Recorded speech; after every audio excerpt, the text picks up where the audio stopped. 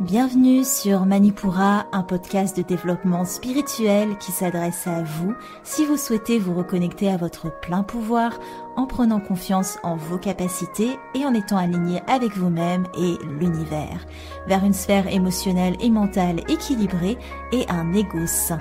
Je suis Amba, yoga thérapeute, énergéticienne, astrologue et ma mission est de vous aider à développer toutes les ressources déjà en vous. À travers des outils comme l'astral yoga, l'énergétique et l'écrit-thérapie, mon objectif est de vous rendre acteur de votre mieux-être et indépendant sur le chemin de votre spiritualité. Je vous souhaite une excellente écoute.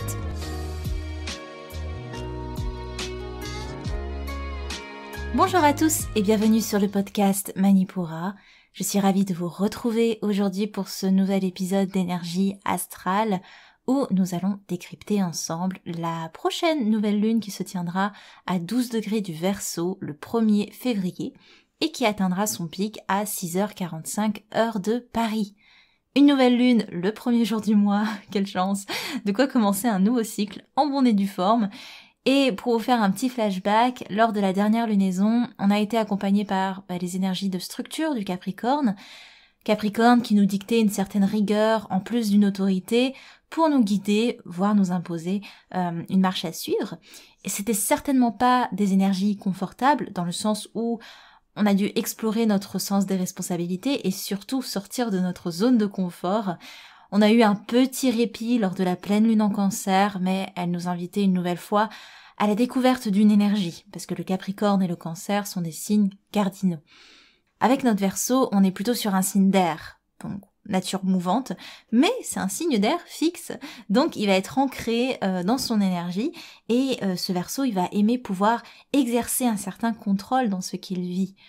Et c'est exactement cette reprise de contrôle un peu incertaine qu'on est invité à explorer ce mois-ci, et ça va nous demander d'aller voir un peu plus loin que le bout de notre nez, et de voir dans quel futur on souhaite réellement s'investir.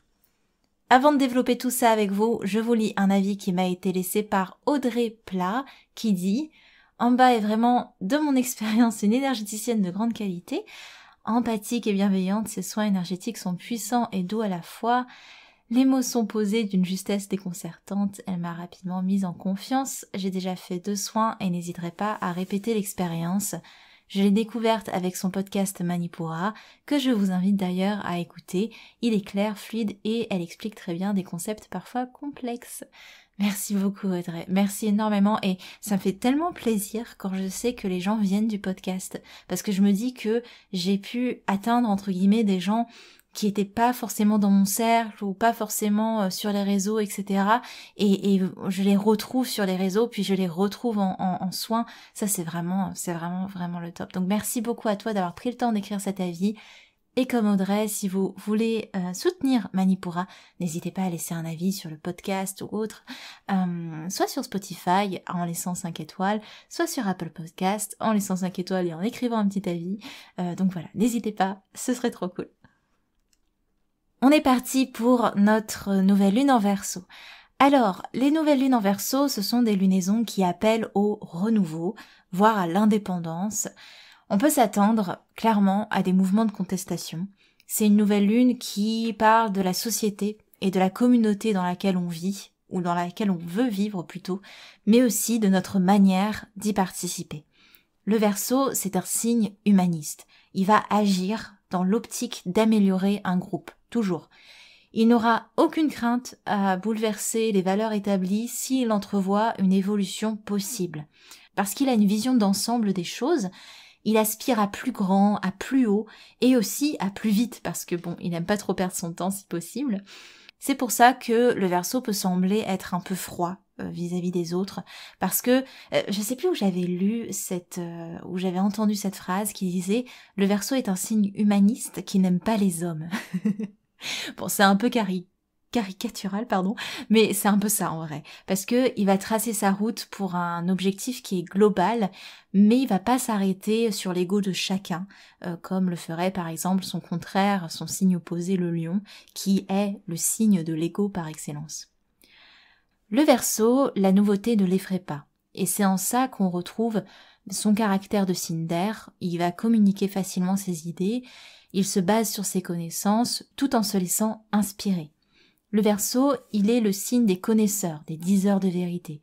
On le rattache à tout ce qui révolte, parce que quand la vérité éclate, elle bouscule tout un chacun, mais elle reste nécessaire, cette vérité, pour permettre de se projeter sur une prochaine étape de manière saine, de manière claire et efficace. Avancer dans le flou, c'est de la perte de temps pour le Verseau. Le Verseau n'aime pas ça du tout. Bonne chance pour rendre un Verseau statique. La seule chose qui soit fixe chez lui, au final, c'est sa pensée. C'est un signe d'immédiateté aussi parce que il a toujours un temps d'avance et il refuse de se laisser enfermer, de se laisser ralentir. Ce serait le priver de son pouvoir de mouvement, de son pouvoir d'innovation, son côté avant-gardiste dans l'âme. Son comportement peut amener à être un peu opportuniste parce que il va utiliser tout ce qu'il peut pour l'aider à gagner en indépendance et en autonomie. Même s'il vise au final le bien-être collectif, ça l'empêche pas d'avoir cette tendance-là. Et en plus, souvent, il ne regarde pas vraiment en arrière. Donc on peut se dire, on aurait l'impression qu'il est indifférent un petit peu. Mais ce qu'on peut voir comme de l'indifférence, c'est en fait du détachement. Le Verseau, c'est le signe qui se détache de tout, très facilement. C'est vraiment sa grande force, le détachement, mais c'est aussi ce qui peut le rendre incompréhensible aux yeux des autres signes du zodiaque. Pour revenir à la lunaison, on peut s'attendre à un mois de profonds bouleversements, surtout du point de vue sociétal. Les énergies qui se déploient à la nouvelle lune impactent le cycle entier qui suit. Mais on va vraiment sentir les énergies de tiraillement particulièrement lors de cette lunaison. La révolte ne s'est jamais vraiment fait sans résistance. Donc voilà, on a un peu ce côté tiraillement. Saturne est très fort aussi pendant cette lunaison parce qu'il est en conjonction avec les deux luminaires. Donc le soleil met en lumière l'énergie saturnienne. Et on a Mars qui est entré le 24 janvier en Capricorne. Capricorne, signe de Saturne. Cette configuration en particulier, elle va ramener de la lenteur dans nos actions. Parce que Mars est pas à l'aise en Capricorne. Il aime certes les énergies de challenge que peut lui apporter ce signe Capricorne, le signe de terre, de structure, mais ça le ralentit également parce que le Capricorne va pas se brusquer dans ses actions. Alors que Mars, c'est une planète d'impulsivité. Mars restera en Capricorne tout au long du mois de février d'ailleurs, les choses avancent lentement, voilà. La révolution, certes, mais doucement. Dans l'idée, on va se battre ou être bousculé dans notre rapport à l'autorité. Saturne, c'est le donneur de leçons du zodiaque, il est l'ordre, il est l'autorité. Et en plus, avec la conjonction Vénus-Mars en Capricorne, on peut être amené à se battre ou à résister pour ce qu'on aime. Il y a quelque chose de très impulsif, de très primaire dans cet aspect. On a l'aspect féminin et l'aspect masculin de pulsion, parce que c'est ça au final, qui vont s'unir pour équilibrer leur polarité et lui donner une structure qui possiblement durera dans le temps. Donc c'est tout un travail qu'on développe en ce moment. Le monde était dans une énergie très yang pendant des siècles, et là le yin se développe petit à petit pour soigner l'humanité. L'énergie féminine appelle à développer les sphères intuitives pour que chacun prenne le temps de refléter ses actions, d'y amener plus de compassion, d'y amener plus de considération. Donc le yin n'est pas une énergie qui s'impose avec force, elle se fait en douceur, via l'écoute, via les expériences, et cette conjonction avec Mars va lui être bénéfique parce que Mars va lui donner la force et l'intensité nécessaires pour maturer dans l'énergie Capricorne, qui est un signe qui régit un peu la société d'une certaine manière aussi. Il régit les lois, la structure, la base. Donc voilà. On n'oublie pas la présence de Mercure, qui est toujours rétrograde en Capricorne, qui aide à maturer notre réflexion. Son passage en direct sera le 5 février et son entrée en Verseau sera pour le 15 février. Ça pourra relancer le mouvement. Il y aura des prises de décision à ce moment-là qui pourront se faire, qui étaient peut-être un petit peu bloquées jusque-là, peut-être des avancées visionnaires, mais surtout plus de liberté dans la pensée. On va se détacher du fatalisme figeant du Capricorne pour aller vers une énergie beaucoup plus entraînante chez le Verseau. L'énergie Verseau, c'est l'énergie qui parle du peuple, qui parle de liberté. Dès le passage de Mercure en Verseau, on peut s'attendre à des mouvements de communication via les réseaux, via Internet, qui vont aider à saisir cette liberté. On pourra peut-être noter une certaine originalité dans la manière d'entreprendre les choses, à situation loufoque, solution loufoque. Typiquement, le Verseau, c'est l'énergie qui aide à trouver une porte de sortie. Donc on va la trouver coûte que coûte, même si c'est une idée qui n'a jamais été explorée et qui peut paraître un peu bizarre de prime abord, parce que les méthodes conventionnelles n'ont pas fonctionné jusque-là. Donc le Verseau va nous aider à nous réinventer d'une nouvelle manière. Je sais plus où, encore une fois, j'avais entendu ça. Décidément, il faudrait peut-être que je note mes sources, mais j'avais entendu ou lu se révolter contre un système tout en utilisant le même système, bah, c'est perdu d'avance, quoi. C'est comme donner des coups d'épée dans l'eau, ça va pas servir à grand chose. Pour se révolter contre un système, il faut créer un système qui puisse entrer en confrontation, proposer une alternative meilleure, différente. À noter aussi que la lunaison est en carré à Uranus, planète du Verseau. C'est pas un aspect simple parce que la liberté va peut-être être étouffée par nos désirs épicuriens, parce que Uranus est en Taureau, des désirs qui souhaitent regagner un peu de terrain parce qu'on a envie de regagner en qualité de vie. Donc Uranus est en chute en Taureau depuis 2018 et depuis il le sera jusqu'en 2026, je crois. Donc ça nous rappelle que le changement de fond va pas être possible sans un renversement de la matérialité, parce que le Taureau, c'est la matérialité, il représente la sécurité, le système financier, notre rapport à ce qui nous nourrit, le travail, la nature, l'agriculture, l'écologie, notre rapport à la propriété aussi. Donc voilà, toutes ces sphères-là vont être amenées à bouger avec la présence d'Uranus jusqu'en 2026, parce que on est dans une restructuration profonde de nos modes de vie. En tout cas, on les questionne parce qu'on voit bien qu'en continuant sur cette lancée, on va à notre perte. Donc la société, elle est construite sur l'appropriation de biens privés d'ailleurs, et pour évoluer, on est amené à faire évoluer cette mécanique qui ne mène à rien, sauf à enrichir les uns et à dépouiller les autres. D'ailleurs, j'ai lu un super livre sur l'appropriation de biens privés, sur bien plus que ça, mais c'est un des chapitres du livre, qui s'appelle 2084. Donc je vous invite à regarder si ça vous intéresse, je passe le message. Une petite aparté aussi sur une autre conjonction qui marquera le ciel jusqu'à à peu près la mi-février, la conjonction Mercure-Pluton. C'est une conjonction qui va aider complètement à cette métamorphose de la pensée, mais elle pourra aussi nous pousser à nous intéresser à ce que la psyché a de plus sombre et a de plus complexe. Donc essayez de vous ménager autant se peut des petits breaks, restez pas seul avec vos pensées, n'hésitez pas à extérioriser les choses pour faciliter ou adoucir en tout cas cette période qui va demander à votre pensée de muter, de se transformer. Parce que bon, pour changer un monde, il faut aussi savoir faire muter sa pensée et sa manière de voir les choses. La manière de communiquer pourra aussi évoluer. On est dans une prise de position qui est réfléchie, qui est maturée en Capricorne, et on va être soucieux des règles, soucieux de l'autorité. On passe d'une prise de position qui était très réfléchie, très maturée en énergie Capricorne, très soucieuse des règles et de l'autorité aussi, et on passe maintenant à une prise de position qui est beaucoup plus libertaire, beaucoup plus détachée dans les énergies Verseau. Mais pas moins réfléchie pour autant. En Verseau, on sait où on va, et on ne prend pas 1000 ans pour se décider, on y va, tout simplement. Maintenant que vous savez à peu près tout, j'espère, sur les énergies de cette lunaison en Verseau, je vous invite à écouter votre horoscope lunaire. Donc on commence par les signes d'air qui sont à l'honneur, les Gémeaux, les Balances et les Verseaux. Les Gémeaux, comme tous les signes d'air, vous êtes en harmonie avec les énergies de cette lunaison. Des idées innovantes pourraient ouvrir ce mois de février. Autour du 3 février, le carré Lune-Jupiter à votre signe vous challenge dans votre capacité à lâcher prise et à vous évader. L'émotionnel pourrait aussi être à fleur de peau, et le 10 et 11 février, vous serez amené à vous libérer de vos peurs, ou en tout cas du spectre obscur qui vous pousse à ne pas regarder en vous-même.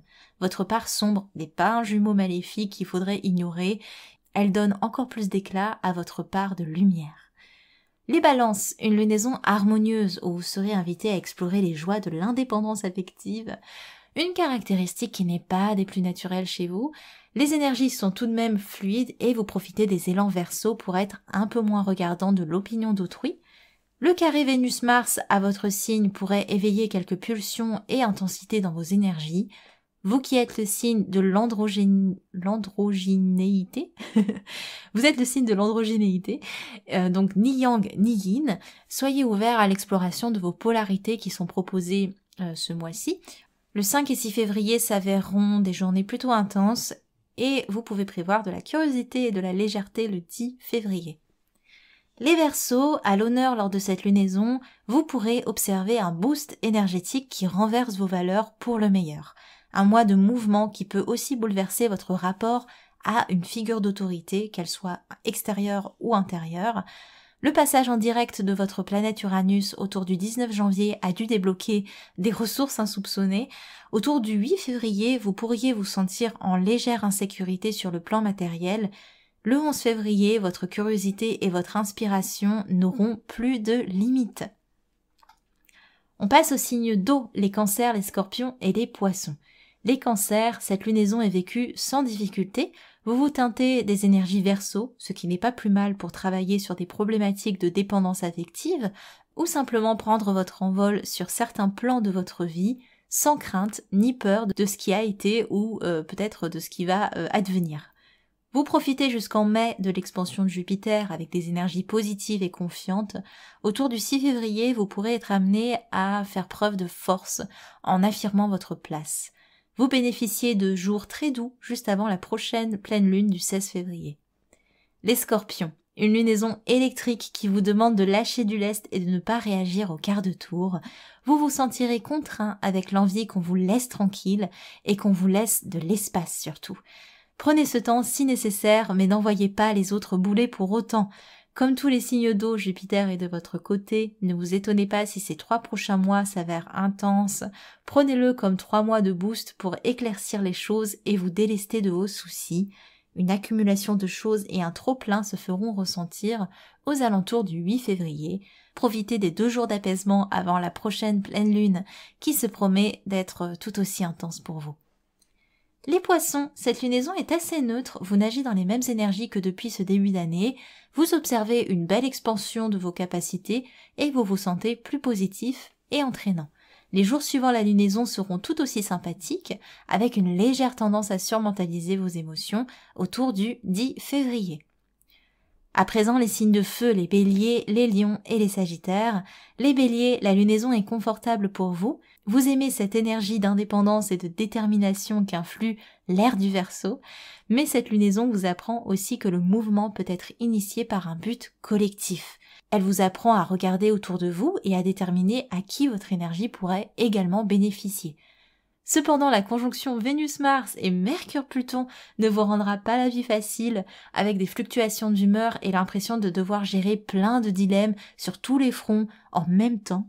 La Lune tentera de vous aider autour du 5 février, mais attendez-vous à 2 jours particulièrement intenses avant la prochaine pleine lune.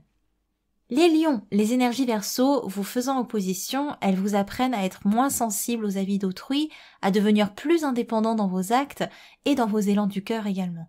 Vous pourrez à ce titre vous détacher de choses qui vous retiennent dans des schémas passés ou des personnes qui pourraient encore influencer une quelconque notion d'autorité sur vous.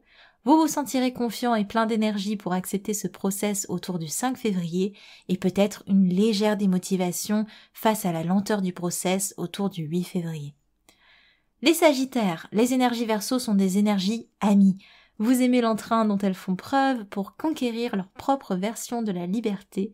Elles vous apprennent aussi que cette liberté se trouve en se détachant de quelconque cheminement tout tracé. En ce moment, vous pourrez vous sentir déconnecté avec des efforts qui patauchent dans la mare. Il y a 2 jours qui suivent la nouvelle lune qui suivront cette tendance. Aux alentours du 5 février, rien ne vous arrêtera. Vers le 10 février, ne laissez pas votre soif d'apprendre vous perdre en chemin. Et pour finir, nos signes de terre, les taureaux, les vierges et les capricornes. Les taureaux, ce n'est pas la lunaison des plus faciles pour vous. Les énergies Verseau s'imposent à vous sans que vous en ayez vraiment le choix. Amenant au passage son lot de bouleversements et de changements, prenez le temps de vous ressourcer dès que possible pour mieux vivre ces chamboulements. Rassurez-vous, ces périodes sont quelque peu intenses pour vous, mais elles vous préparent toujours à aller vers un mieux, vers un meilleur. Aux alentours du 8 février, vous vous sentirez plus armé pour y faire face. Essayez de collecter un peu d'énergie pour la prochaine pleine lune qui s'annonce tout aussi intense. Les Vierges, cette lunaison ne vous impacte que peu. Elle vous enseigne à mettre vos talents au service non pas de vos proches mais d'un collectif qui vous serait cher, donc un groupe que vous aimeriez aider. La position de Jupiter jusqu'en mai vous donne l'impression que vous ne pouvez pas vous permettre de lâcher prise parce que vous vous trouvez ralenti dans la mise en place de vos aspirations et vous avez l'impression que vous ne pouvez pas perdre de temps à lâcher prise, mais c'est une bonne période du coup pour questionner votre rapport à la productivité. Les jours suivant la lunaison seront intenses émotionnellement. Attention aux multitâches autour du 10 février et les jours précédant la pleine lune, vous vous sentirez un peu plus apaisé. Les Capricornes pour finir, intensité est toujours le maître mot. La présence de 4 planètes dans votre signe vous demande de jongler avec un flot de process différents. La présence de Mars vous donnera une bonne capacité d'action. Celle de Vénus pourra vous aider à trouver l'alignement dans vos relations. Mercure et Pluton vous aident dans vos process à trouver les bonnes questions, mais surtout les bonnes réponses. Un point de vigilance autour du 5 février, notamment vis-à-vis de certaines pulsions qui peuvent se réveiller, mais aussi les jours précédant la pleine lune, et parce que voilà, il pourrait y avoir quelques frustrations qui feront surface. À présent, je vous donne quelques outils pour vivre votre lunaison de la meilleure des manières. À vous de voir si vous choisissez un outil ou plusieurs outils selon votre sensibilité et votre attirance. On commence par l'écrit-thérapie. 3 questions aujourd'hui pour vous aider à refléter les énergies Verseau. Et je vous invite d'ailleurs, si vous êtes en voiture ou si vous pouvez pas faire de l'écrit-thérapie, n'hésitez pas à mettre pause après chaque question pour prendre le temps de les refléter en vous, de laisser la réflexion se poser. Première question, s'il y avait un changement que vous pourriez apporter au monde, lequel serait-ce? Deuxième question, quelle petite action pourriez-vous mettre en place pour améliorer le bien-être de votre communauté, quelle qu'elle soit? Ça peut être une communauté, vos amis, ça peut être votre communauté, une association de laquelle vous faites partie, ça peut être plein de petites communautés, pas besoin de voir les choses en grand parfois. Et troisième question, quel est votre rapport à l'indépendance? Et question qui en découle d'une certaine manière, quel est votre rapport au détachement? 2 valeurs, 2 notions qui ne sont pas évidentes quand même à définir, je pense, pour soi. En astral yoga, pour les énergies Verseau, on va beaucoup travailler Ajna Chakra, le 3e œil, chakra de l'intuition, de l'ouverture de conscience. Vous pouvez, comme d'habitude, depuis le début de l'année 2022, télécharger le séquentiel via le lien dans les notes de l'épisode. C'est une série assez courte, vous allez le voir, parce que je vous invite vraiment dans cette lunaison à explorer de vous-même les mouvements qui vous viennent intuitivement pour stimuler Ajna Chakra. Donc, voyez ce qui vient comme mouvement intuitif et après, vous pouvez placer les positions, les pranayama et les mudras et aussi le mantra que je vous ai mis dans le séquentiel. Au niveau des autres outils que je vous propose, évidemment, vous avez le soin collectif de nouvelle lune. Comme à chaque lunaison, je propose de participer à un soin collectif. Les soins collectifs de nouvelle lune spécifiquement aident au niveau des nouveaux départs. Ça aide à implémenter une intention pour le cycle qui débute. Dans le cas du Verseau, les intentions qui sont mises à l'honneur vont être celles qui portent sur la liberté, sur le détachement, sur l'humanité, l'élévation de conscience, les intentions concernant un groupe, amis, collectif, association. Donc s'il y a un mot qui vous a fait tilter ou une intention que vous avez et qui matche ces mots-là ou qui s'en rapproche, n'hésitez pas à nous rejoindre pour ce soin collectif. Vous avez comme d'habitude le lien dans les notes de l'épisode pour vous inscrire. Et comme à chaque soin collectif, je n'offre que 6 places pour assurer une bonne qualité de soins. Je fais également un petit compte-rendu après soin pour chaque participant en fonction des messages que j'ai pu canaliser. Évidemment, ce n'est pas semblable au compte-rendu que j'envoie en soins individuels. Je pense à tous mes consultants qui se tapent 20 minutes de podcast pour eux tout seuls après les soins énergétiques. Mais voilà, ça, c'est un petit compte-rendu après les soins collectifs. C'est pas grand-chose, mais ça vous aide déjà. Ça vous donne de bonnes indications sur le travail qu'on a fait en soins. On arrive à la fin de ce podcast. Merci beaucoup d'avoir écouté ce podcast. Je vous rappelle d'ailleurs que vous avez la retranscription sur le blog Manipura. N'hésitez pas à y faire un tour si vous avez besoin de relire tout ça à tête reposée. Pour récapituler, c'est une lunaison qui va porter avant tout sur le collectif et sur l'impulsion qui va être donnée à la société globale. Donc notre rapport à la morale, aux lois, à la révolte et plus particulièrement au mouvement que l'on veut créer pour celle-ci, pour cette société. Et sur le point de vue individuel, c'est une lunaison qui appelle à l'indépendance. Nous sommes invités à nous projeter vers nos aspirations et à nous détacher des parts de notre ego qui pourraient encore nous faire douter sur notre cheminement, que ce soit vis-à-vis du regard des autres ou vis-à-vis des restrictions qu'on s'imposerait à soi-même.